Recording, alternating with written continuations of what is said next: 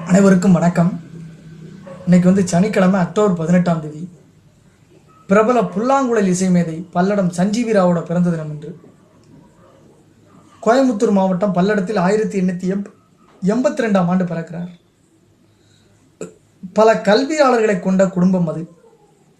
தந்தை சமஸ்கிருத பண்டிதர், நோய்களை குணப்படுத்தும் நுட்பமும் அறிந்தவர், இசைஞானமும் நுட்பங்களும் அறிந்த அந்த ஊர் ஜமீன்தாரரான சத்துக்கள நரசையா நோய்வாய்ப்பட்ட போது இவரது தந்தை தான் குணப்படுத்தினார்.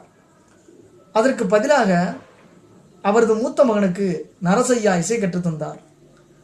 அருகில் இருந்து அதை கேட்ட சஞ்சீவி ராவ் அந்த கேள்வி ஞானத்திலேயே பயிற்சி எடுத்திருக்கிறார். குடும்பம் சென்னைக்கு குடியேறியது. அங்கு கரூர் தேவுடு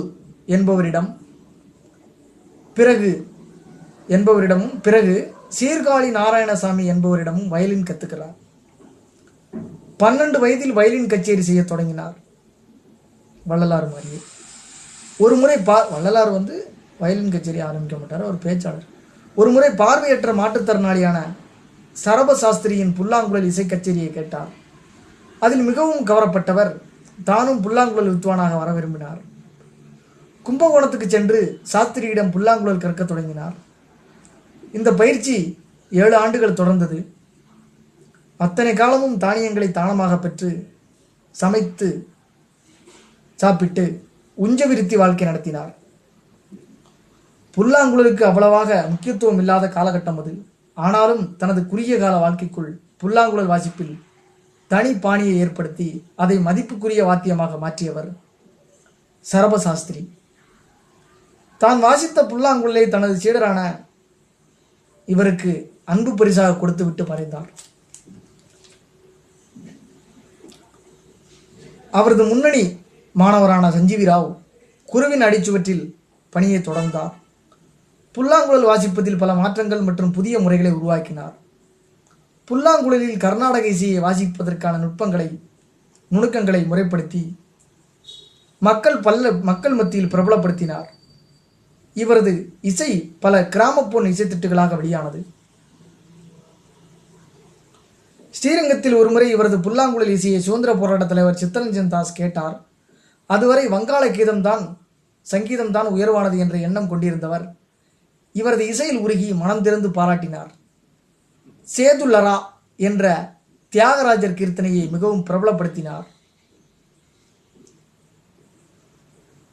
இவருக்கு மரியாதை செய்யும் விதமாக திருவையாறு தியாகராஜ ஆராதனையில் இன்றும் அனைத்து புல்லாங்குழல் இசைக்கலைஞர்களாலும் சேதுலரா கீர்த்தனை வாசிக்கப்படுகிறது.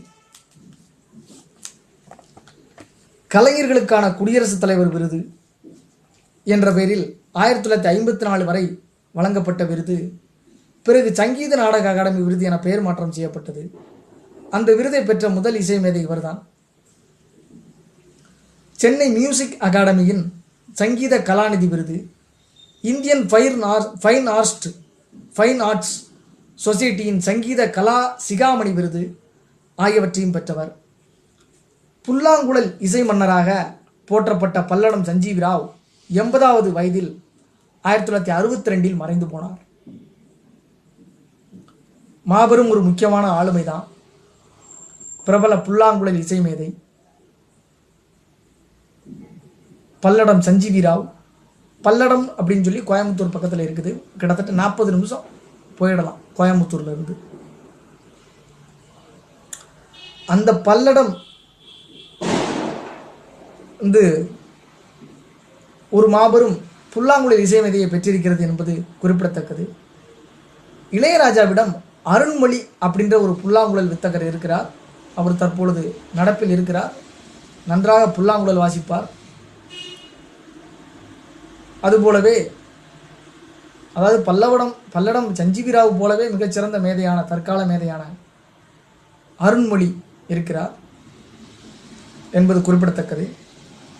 இவர் இந்த பல்லடம் சஞ்சீவி ராவ் 1882 காங்கிரஸ் தொடங்குறதுக்கு 3 வருஷத்துக்கு முன்னாடி பிறக்கிறார்.